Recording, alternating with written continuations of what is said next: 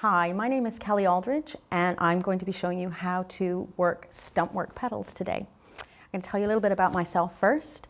I've been a professional embroiderer for several years now. I graduated from the Royal School of Needlework in 2005. Seems a lot longer ago than that, and I've been very busy since then. The thing that I'm quite keen on is to help people who've never done any of these hand embroidery techniques before to have a go. So that's what we're going to do today.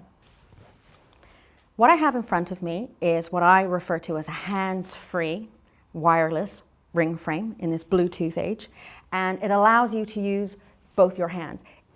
There are several different types of techniques that are included in Stumpwork, apart from this, which is wired shapes. You also have something called slips, which is, again, stitches that are worked on a separate piece of fabric and no wire, and then cut out, and the edges sort of gathered under, almost like a little bit of a cushion.